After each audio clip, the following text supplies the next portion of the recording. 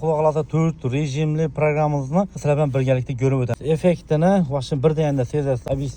Drive rejimida skorsini tushganlarini ko'rsatib turadi. Mashinamizga metan qo'yilgan, metan programma обязательно qilinadi. Stage. Takas drive'da ko'rdinglar yurishini 15% pedalni bosib o'tiribman. Sportni tekshirib ko'ramiz. Yani sportda qo'ydim.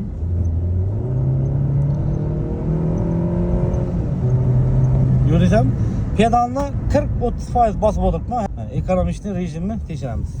Buni faqatgina inshodan qo'shasizlar. Hozir Garrot Winterni qo'shdim bu ekonomik rejim bo'ladi.